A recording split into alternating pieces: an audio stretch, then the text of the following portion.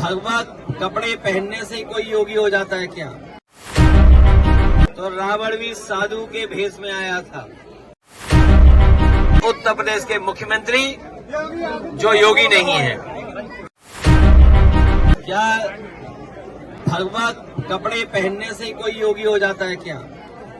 और हमारे भारत के लोग और खासकर गांव के लोग रामायण को जानते हैं, देखते हैं रामायण को। वो ये भी जानते हैं कि सीता माँ का अपहरण जब हुआ था तो रावण भी साधु के भेष में आया था। ये जन जन जानता है, पूरा प्रदेश देश जानता है। जितने लोग सनातनी लोग हैं वो जानते हैं, हिंदू समाज के लोग जानते हैं जो है कि जब रावण को सीता माँ का हरण करना था तो रावण साधु के भेष में आया था।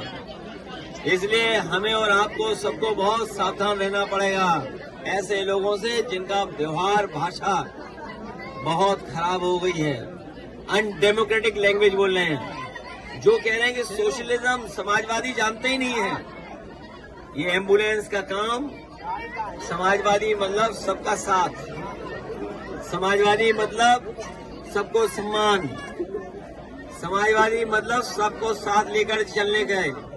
हमारे मुख्यमंत्री कुछ जानते ही नहीं है। ये पहले मुख्यमंत्री हैं जो कुछ जानकारी नहीं रखते हैं। इनसे पूछो समाजवाद, इन्हें समाजवादी नहीं पता है। इनसे पूछो लोकतंत्र, तो उसका भी नहीं पता इन्हें। मैं अपने नौजवानों से, गरीबों से अपील करूंगा कि उत्तर प्रदेश में समाजवादियों ने नए काम करके दिखाए थे। चाहे वो एम्बुलेंस जो गांव-गांव जाती है मदद करने, वो समाजवादी एम्बुलेंस है। हमारे मुख्यमंत्री को होश ही नहीं है कि समाजवादी शब्द कॉन्स्टिट्यूशन का है, और इसलिए हम लोगों ने बनाया था ये 100 नंबर और एम्बुलेंस की सेवा, जिससे गांव गरीब अपने घर पर मदद ले ले। उनसे एम्बुलेंस गांव घर पहुंचती थी, 100 नंबर वाली गाड़ी पहुंचती थी। अगर 100 नंबर और एम्बुलेंस और अस्पतालों को किसी ने बर्बाद किया है तो उत्तर प्रदेश के मुख्यमंत्री जो योगी नहीं है। उम्मीद है कि जिस तरीके से कोर्ट ने पक्ष में फैसला लिया है, सभी लोगों के कोर्ट केस भी खत्म करेगा।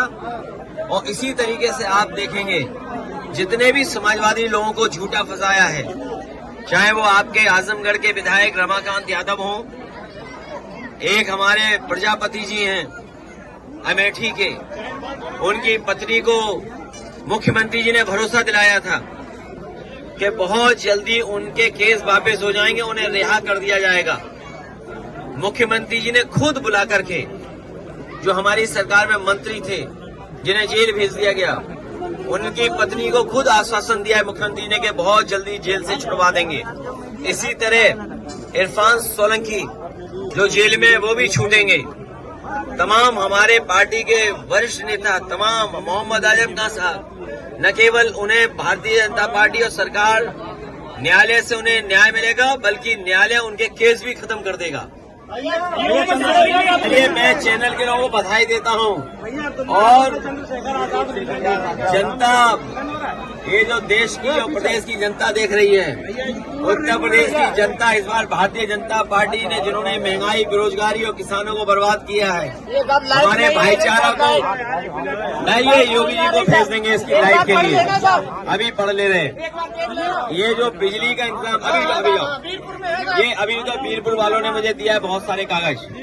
ये जो बिजली के बारे में मुख्यमंत्री जी सदन में बोल रहे हैं, मैं अपने पत्रकार साथियों के सामने कहना चाहता हूं, मुख्यमंत्री जी ने और भारतीय जनता पार्टी ने एक भी बिजली का कारखाना नहीं लगाया। अगर कोई बड़ा बिजली का कारखाना लगाया हो तो बता दें। एक बिजली का कारखाना नहीं लगाया। और जिन तारों से बिजली घर घर पहुंचती है, जिन ट्रांसमिशन लाइनों से, जिन सब स्टेशनों से, ये सब सबस्टेशन और ट्रांसमिशन लाइन समाजवादियों ने बिछाई थी। इन्होंने हर चीज को खराब कर दिया। ये इनका बस चले तो ये एक्सप्रेसवे को भी खुदवा दें। इन्होंने महाकुंभ में तमाम हमारे श्रद्धालुओं की जान ले ली, कोई मदद नहीं की। मैं आपके सामने बड़ी जिम्मेदारी के साथ कहना चाहता हूं, जितने भी श्रद्धालु जिनकी जान गई है, सरकार मदद करे। 50-50 लाख उसकी पहुंचाए घर परिवार वालों के लिए, और उनकी भी मदद करे। जो एक्सीडेंट में जिनकी जान चली गई, जो आए थे, जो स्नान करने आए थे, घर लौटे, जब जान चली गई तो उनकी भी मदद सरकार करेगी। पिछले 9 बजटों में अगर हम देखें तो हमारे किसानों के लिए कुछ नहीं सरकार कर पा रही है, और अगर किसानों के लिए कुछ किया होता तो अभी तक की डबल इंजन की सरकार में गांव की तस्वीर कुछ और होती। यही सरकार जो खाद नहीं दे पा रही है, ये सरकार समय पर बीज उपलब्ध नहीं करा पा रही है, यही सरकार बीजेपी की कीटनाशक दवाइयां नहीं दे पा रही है। अगर हमारे किसानों का नुकसान हो रहा है तो उसकी भी सरकार भरपाई नहीं कर पा रही है। किसानों को जहां मेहनत करके अपनी फसल तैयार करने का मौका मिलता है, वही 2 सींग वाले भी परेशान कर रहे हैं। हर खेत की रखवाली करनी पड़ रही है, और हमारे बड़े पैमाने पर बेरोजगारी है।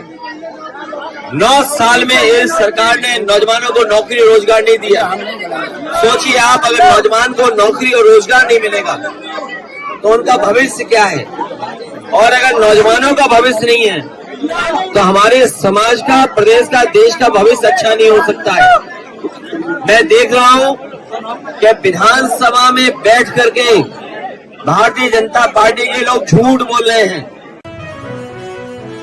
9 PM न्यूज, हम दिखाएंगे झूठ को सच का आईना। सच के लिए देखते रहिए 9 PM न्यूज।